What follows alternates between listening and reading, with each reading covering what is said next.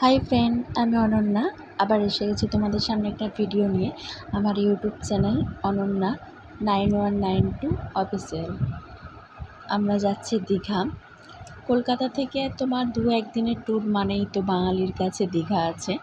তো আমাদের টাইম ছিল বাসে করেই গেছি।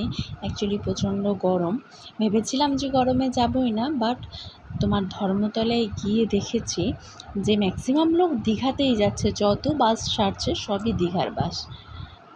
তো আমাদের টাইমিং ছিল ধর্মতলা থেকে 11:40 বাসে আমরা গেছি। বাড়ি থেকে তাড়াতাড়ি বেরোনো হয়েছিল, তোমার 40 মিনিটের মতো লেগেছে বাড়ি থেকে ধর্মতলা যেতে। তারপরে আমরা ধর্মতলায় গিয়ে অনেকক্ষণ ওয়েট করতে হয়েছিল। তো সেই মাঝে কিছু ভিডিও করে নিয়েছি তোমাদের সাথে শেয়ার করব বলে। দেখো, শুধু বাস দাঁড়িয়ে আছে তোমার দীঘা যাওয়ার। অ্যাকচুয়ালি এই টাইমটাতে তোমার রাত্রের দিকে বলো, বেশিরভাগ মানুষ তো রাত্রের দিকেই যাচ্ছে, সেই জন্য রাত্রের দিকেই বেশি ভিড়টা হয়েছে। আমরা উঠে বসে গেছি, আর একেবারে গিয়ে থেমেছে আমাদের ধর্মতলা থেকে বাসটা স্টার্ট করে কোলাঘাটে কারুর ডিনারের জন্য বা তোমার ওয়াশরুমে যাওয়ার জন্য থেমেছিল। বেশিক্ষণ টাইম নেয়নি, কোলাঘাটে গিয়ে 15-20 মিনিট দাঁড়িয়েছিল। তো দেখো, কোলাঘাটেও ভিডিও করে নিয়েছি নেমে আমি। খুবই তো ভালো লাগছে রাত্রে, তোমার কোলাঘাটের আরও ভালো লাগছে, রাত্রের দিকে গিয়ে আরও ভালো লাগছে। সব হোটেল তোমার খোলা আছে এবং বাস সারি সারি বাস দাঁড়িয়ে আছে। শুধু বাসের লাইন দেখো, শুধু দীঘা যাওয়ার বাস, আর কোথাও না। তো আমরা এখানে নেমে তুমি যে হোটেলে খাবে ওয়াশরুমও আছে, আর সব থেকে ভালো হচ্ছে এখানে ওয়াশরুমে কোনো টাকা না দিয়েই তুমি যে হোটেলের মধ্যে তুমি কিছু খাবার নেবে বা তুমি কিছু খাবে, সেই হোটেলের মধ্যে তোমার সব হোটেলেই ম্যাক্সিমাম সবার সাথেই তোমার ওয়াশরুমটা আছে। তো কোনো অসুবিধাও হয় না যে যাওয়ার। তো সেক্ষেত্রে দেখো, লাইন শুধু হচ্ছে দীঘা যাওয়ার বাসের লাইন।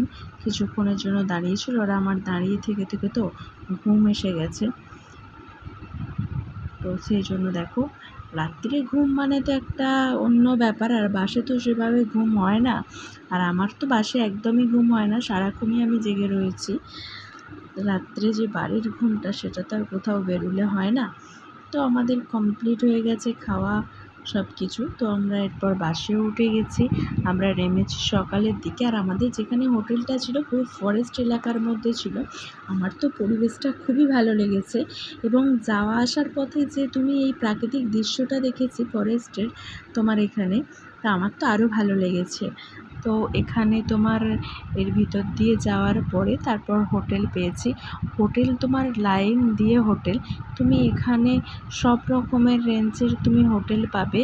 তো পরপর সারি দিয়ে তোমার হোটেল, চারিদিকেই হোটেল। তুমি সমুদ্রের কাছাকাছিও নিতে পারো। আমাদের এই হোটেলটা নেওয়া হয়েছিল সমুদ্রের থেকে তোমার ওই 5-7 মিনিট একটু দূর আছে, দূরে হেঁটে রাস্তা 5-7 মিনিট, খুব একটা দূরে না। তো সেই হোটেলেই অ্যাকচুয়ালি আমাদের সাথে যে দাদা গিয়েছিল তারই পরিচিত এই হোটেলে কোনো রকম অসুবিধাও হয়নি। হোটেলের নাম হচ্ছে রুদ্রজিৎ। তো কোনো রকম প্রবলেম হয়নি, সার্ভিসও খুবই ভালো লেগেছে। তো একদিনে তোমার যাওয়ার পরে আমরা ফ্রেশ হয়ে তারপরে একটু রেস্ট নিয়ে আবার বেরিয়েছিলাম। পরের ভিডিও আবার দেখাও তোমাদের। Thank you. সাবস্ক্রাইব করো, লাইক করো।